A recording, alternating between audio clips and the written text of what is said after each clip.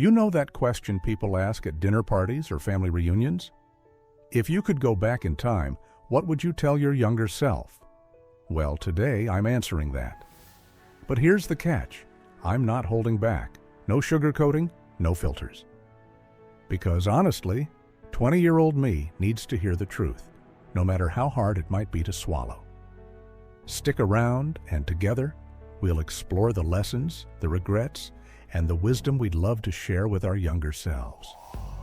And hey, I want to hear what you'd say too, so start thinking about it and share your thoughts in the comments below. At 60, I've seen just about everything life can throw at you. Some days feel like a beautiful montage, moments I'd play on repeat forever. And then there are the days, well, the ones that feel more like bloopers, the kind you wish would stay lost on the cutting room floor. You ever feel that way? Like life's a mix of laughter, lessons, and a few cringe-worthy moments you'd rather forget. Today, I want to talk about personal growth, the wisdom that comes with age, and the advice I'd give myself if I could go back in time. This isn't just about regrets or wishful thinking. This is about understanding how far we've come and appreciating the life lessons that shaped us. Question for you. What's that one thing you wish you'd known when you were younger? Think about it as we take this trip down memory lane together. When I think about my younger self, I see someone who had a lot of ambition, but also a lot of doubt. I see someone who made some great choices, and some truly questionable ones. And while I wouldn't change anything, those moments shaped me into who I am today. I can't help but think about how much easier some things could have been if I had a little more guidance. For many of us, the younger versions of ourselves struggled with things like self-doubt, questioning our worth and abilities, making decisions based on what others expected rather than what we truly wanted, ignoring opportunities because fear held us back. Sound familiar? If you could sit down with younger you, what would you say to help them through those moments? 1. Don't fear failure. Fear not trying. If we could all take just a moment to sit across from our younger selves, what would we say? If I had that chance, I'd look my younger self in the eye and say, the only failure that will haunt you is the one where you didn't even try. You see, back then, I thought hesitation was wisdom. I disguised fear as logic. I'd tell myself, now's not the right time, or I need to be ready first. But the truth? I wasn't protecting myself. I was holding myself back. I've learned that fear never truly goes away. But here's the beautiful part about that. Neither does bravery. Think about all those moments you stood at the edge of an opportunity, big or small. Maybe you hesitated, waiting for the fear to subside or for a sign you couldn't miss. But what I've come to realize is this: fear doesn't disappear. You just learn to move forward with it. The real cost of not trying isn't safety. It's the time we can't get back. It's the confidence we lose in ourselves. It's the potential paths that, untraveled, fade into the background like a quiet regret we carry. And here's the thing about trying. Even if you fail, you gain something extraordinary. A no isn't an ending, it's a step forward. It teaches grit. It sharpens your instincts. It sets you up to recognize the right yes when it finally comes along. Now, trying and failing, that's just being human. It shows you're alive, you're learning, you're growing, but not trying. That's a slow erosion of who you are, a small seed of regret that grows into something heavier over time. To my younger self, and to anyone listening right now who needs to hear this, forget about trying to be fearless. Just be brave. Take the shot. Send that email you've been holding off. Start the project that's been simmering in the back of your mind.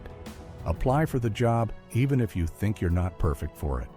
Say how you feel to someone who needs to hear it, because even if things don't go as planned, you'll walk away stronger, wiser, a better version of yourself than you were the day before. And if it does go right, well, it might just change everything. Life is short. You deserve to take those chances, not for anyone else, but for you. What's one thing you'd tell your younger self? Drop your thoughts in the comments below. Who knows, your words of wisdom might be exactly what someone else needs today. 2. Invest in relationships that matter.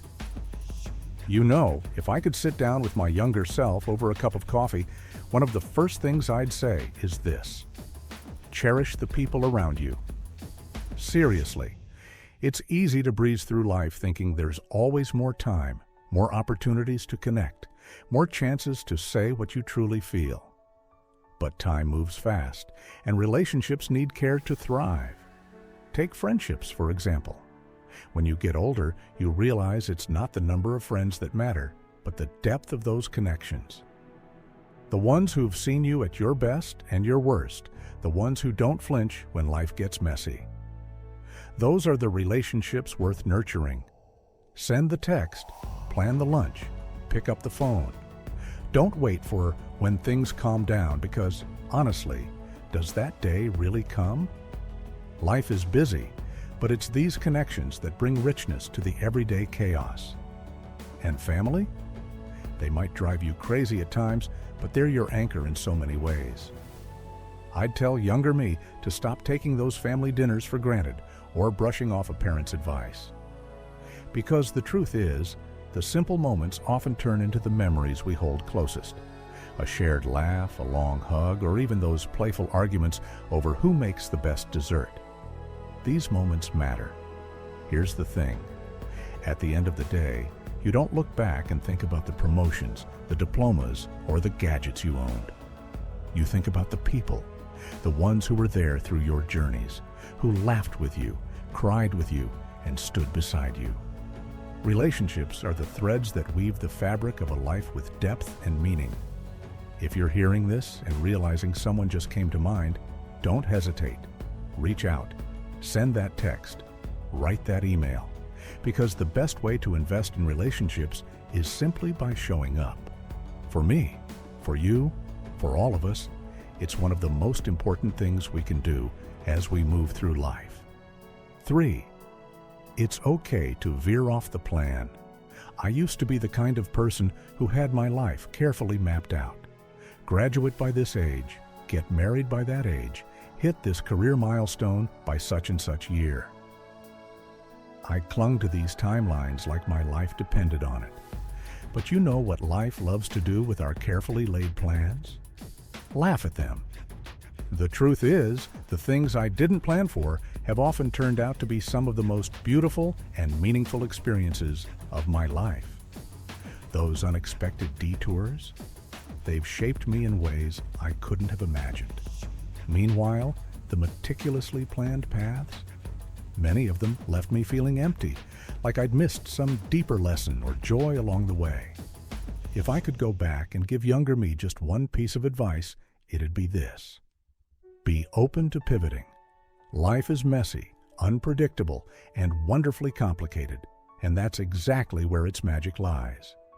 Sometimes, the detours that feel like setbacks are actually leading you to a destination you couldn't have found any other way.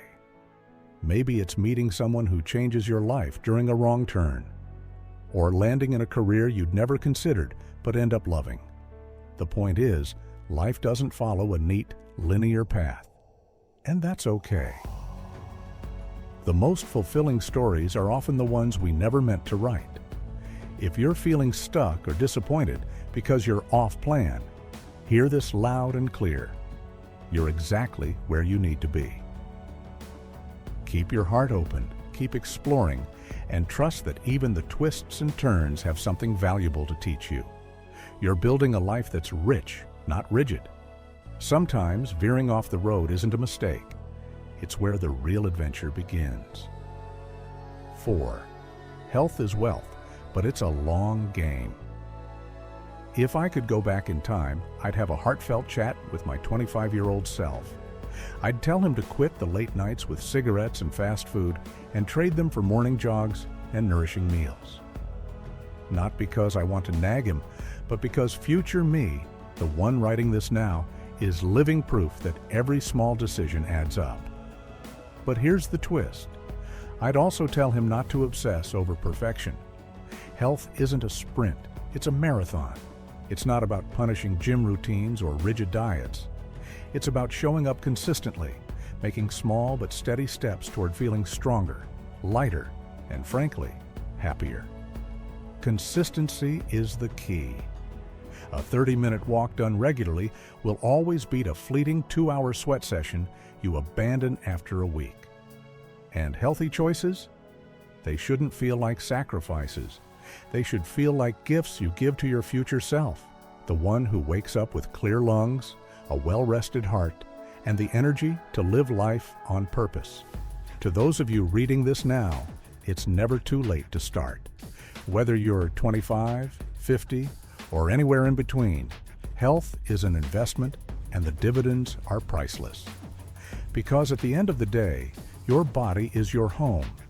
Treat it with the consistency and care it deserves. 5. Be kinder to yourself. This might be the hardest lesson I've learned, and I admit it's still a work in progress. For years, I was my own harshest critic, constantly striving for an impossible standard of perfection. Every small mistake felt monumental, every setback deeply personal. I couldn't see it then, but that mindset weighed me down in ways that no outward praise or success could lighten. If I could go back and talk to my younger self, I'd sit her down and say, "You're human. You're going to mess up. You're going to trip and fall, sometimes more than once. And that's okay. You don't have to be perfect to be worthy of your own kindness." The turning point for me came when I realized how differently I spoke to others compared to how I spoke to myself. With a friend, I'd be compassionate and supportive, quick to remind them of their strength and potential. But with myself, the tone was critical, impatient, judgmental. Why should the voice inside my head be any less forgiving? Self-kindness doesn't mean ignoring your responsibilities or letting yourself off easy when there's something to address. It's about balance. It's about choosing to gently guide yourself rather than tearing yourself down. It's about replacing "you're not good enough" with "this didn't go as planned, but you're doing your best, and that's enough." And here's the truly remarkable part. When you begin to treat yourself with kindness, when you swap critique for encouragement, you start to notice a shift, not just in how you feel, but in what you can achieve. It feels like loosening a heavy chain you didn't even know you were carrying. Suddenly, mistakes don't feel like failures. They feel like opportunities to learn. Challenges don't feel as intimidating. They feel like chances to grow. I wish someone had told me back then, the world is already hard enough. Don't make it harder by being unkind to yourself. But now I'll tell you, because maybe this is what you need to hear today. Speak to yourself the way you would a dear friend. Be patient, be understanding, be gentle. Life truly does get lighter when you stop being so hard on yourself. And trust me, you deserve that lightness. Always. The ultimate piece of advice. If there's one lesson I wish I had learned earlier in life, it's this. Everything you need to create the life you want is already within you. It sounds deceptively simple, doesn't it? But too often, we waste precious time searching outside ourselves for validation, approval, or guidance, thinking the answers lie somewhere out there. They don't. All too often, we look to others to dictate if we're good enough or on the right path. We chase titles, accolades, or material milestones, hoping to feel a sense of fulfillment. But deep down, the compass you need to steer your life has been with you all along. You don't need every piece of advice from experts or every step meticulously planned out by external forces. You just need to start tuning into your own instincts and begin trusting yourself. The truth is, self-trust is like a muscle. It takes intentional effort to build.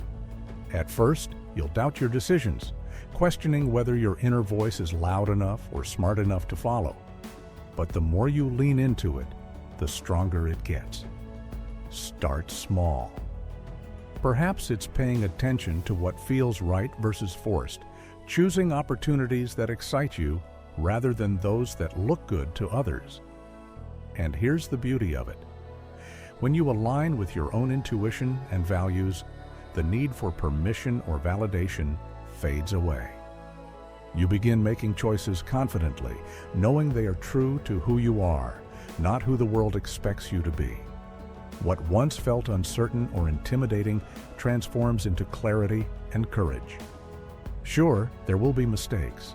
Life isn't about having all the answers neatly laid out. The missteps aren't failures, but stepping stones teaching you something invaluable along the way.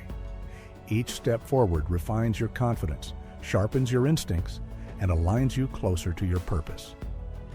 If I could pass this advice to my younger self, I'd say, listen closely to that quiet voice inside you. It's been trying to guide you all along. And for anyone listening now, know this. You are already equipped with everything you need to live meaningfully, vibrantly, and authentically. Stop seeking permission. Stop waiting for the stars to align.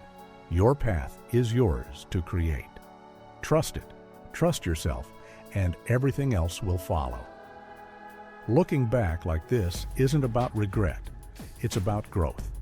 Every lesson, every stumble, every should've, could've, would've led us to where we are today. And where we are is exactly where we're supposed to be.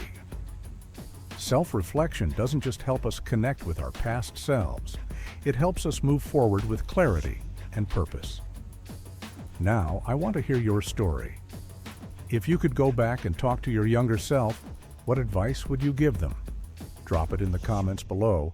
Your insights might just inspire someone else.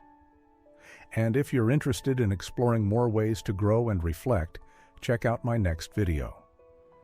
Until next time, remember that every version of you, past and present, has a story worth telling.